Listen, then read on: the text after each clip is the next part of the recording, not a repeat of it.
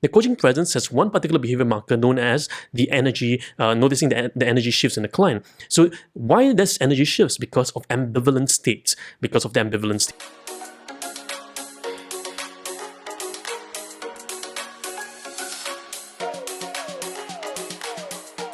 So many people have come to me and said, well, coaching presence, it's easy, it's just being present with the client. It's simple, but it's not quite simple because there's several components that is demonstrable. So in today's conversation, we're going to discover what coaching presence is, what it's not, and also for you to be able to discover how do you show coaching presence. Is it a demonstrable skill? Is it an observable skill? It is. Coaching presence, it's a very demonstrable skill. It's a very observable skill. It's a skill that you can see and experience, and you can see and practice for yourself as a coach. So today's series, we're going to focus on just that, and we're going to extract a component from our MCC level program known as the Coaching Intelligence Mastery Program, and it's going to whet your appetites today, right? So I know some of you are asking me, okay, how does the MCC level program look like? So we're going to show you that today, and it's going to be a really, really fun process.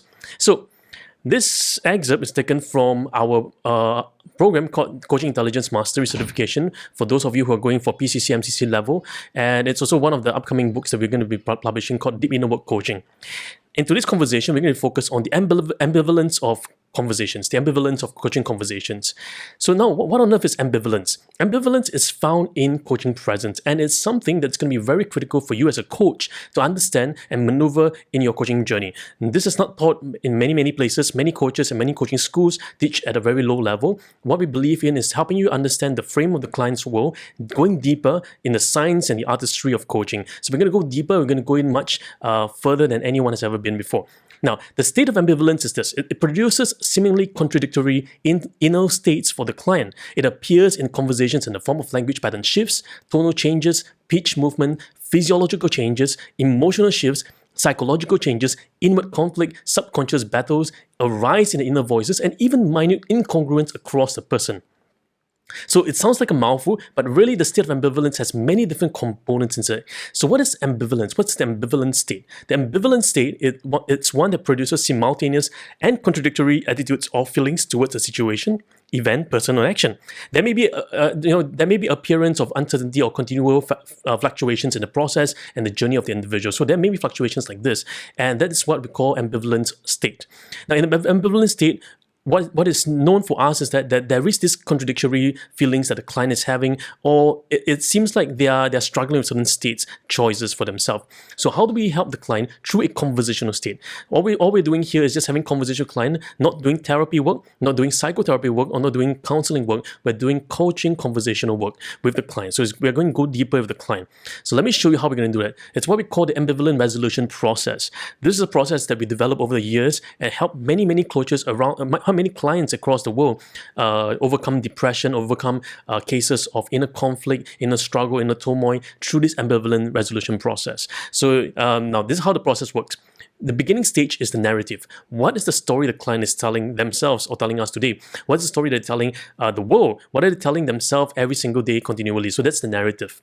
In the narrative, it goes through what we call the subconscious natural flow process. That's when the client either choose one of these possible states, the towards state, the neutral state, or the away from state. So the towards state is the client going towards the outcome. The away, it's moving away from the outcome. And the neutral state is just staying where they are, happy where they are. So for example, if the narrative is this, I want to figure a way to lose weight, and I've been having all these thoughts in my mind that people telling me I should lose weight, I should not lose weight, and I'm just feeling very stuck betwixt two. So the towards is I'm moving towards weight loss. I'm going to do it. The away state is saying that, well, I want to avoid the pain of gaining more weight. The neutral state is that, well, I'm not sure whether to lose weight or gain weight. I'm just happy where I am, and that's fine with me. So that's where the client is. So these states have what we call creative moments in each one of them, and each one of these creative moments are where we find ambivalence. So the ambivalence is embedded in each one of them, and it's the little essence of conflict within the client or little essence of contradictory within the client. So those are the creative moments. When that has happened, they extract out, and it produces a resultant internal resolution based on internal representation and filters, producing ambivalence resolution. So the resolution itself creates something for the client. So the resolution could be that now they resolve that, hey, maybe this is where I want to go, maybe that's where I want to go. If not, they're stuck stuck at the moment. When that resolution is done, then there's ensuing actions that will be in this assimilative state where they assimilate all the actions and all the result of the contention within themselves into the whole personhood. So in the program itself, in our MCC level program, we're going to go deeper in how this is applied in your coaching conversation and how this can produce tangible change in your clients. So if you like some of this, I will demonstrate some of this process to you in our MCC level programs. Now, there are stages in creative moments, what we call ARP form. The ARP form or ARP strategy or the coaching process is this, is the action, reflection, and protestation process. So this is something a bit more advanced for you. For some of you, you may want to just take a note of this.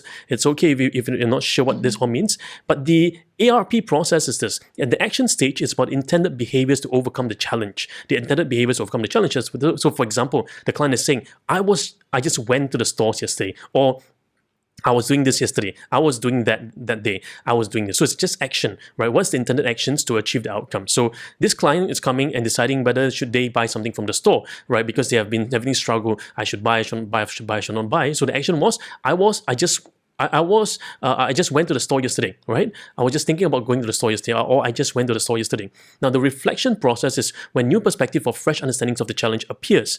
And that's when examples like this happens. For example, the client says to themselves, I realized that I never wanted to go to the store. It's not really what I wanted, it's something more. It's because I have to get myself up early each day to the store when I could take more rest, and I feel that the rest is important, my priority, but going to the store, it's more important. So this creates new perspective, new reflections for the client. The protestation stage is when the objections to the challenge or perspective happens. So for example, the client may say this, right? What am I really after? Is it freedom, time, money, or why can't I just live easy? Why can't I just be myself? So that's the protestation stage. So the ARP process is going to be really key as you go towards your MCC level credentialing and beyond.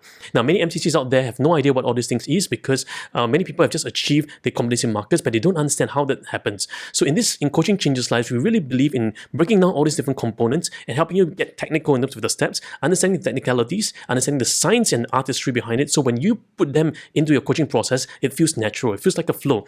The client doesn't know what's happening, but you're bringing them through this whole flow process. And that experience is what we call ARP. Then what happens is that all these things creates inner shifts for the client. So the inner shifts, or sometimes we call these energy shifts, happens when there's ambivalence resolution. So the outcome of ambivalence resolution, it produces inner shift for the client. The identification, the realization, and the awareness of these shifts allows the coach, the partner of the client, to realize these changes or the shifts. And there's a rhythmic pattern that the coach is identifying from within the client, and these patterns are part of the composition of the shifts. So these are known as the rhythms of grace.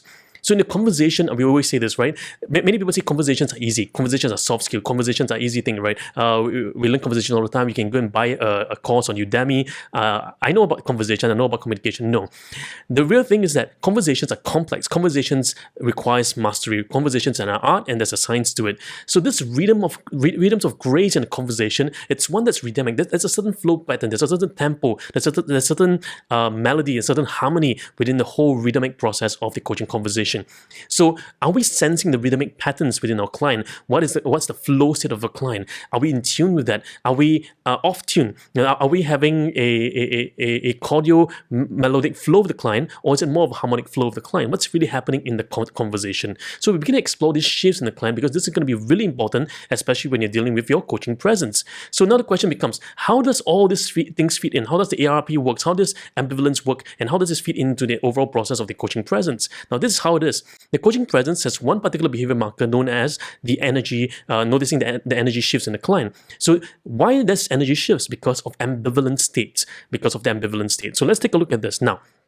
So what's measurable now is this, the behavioral marker for the coach notices and explores energy shifts in the client. So it shares observational feedback with the client when the client's vocal, verbal, body rhythms changes. So one example can be that this is something that you can do with a client. So you can feedback to your clients as you observe the client. You say, hey, Mr. Client, as you were sharing about how you enjoy the baking expression, the baking process, the expression of your face was full of delight, and now as I hear you, somehow I don't really sense that anymore, and your face wasn't the same as before. Is there something that's going over there? Right, so this is an example of a client going through a baking process. Another example could be, I could hear your voice giggle and full of liveliness and vitality as you shared about the role as a musician. But as you shared about the office work just now, I noticed a drop in your voice. Is there something ongoing inside?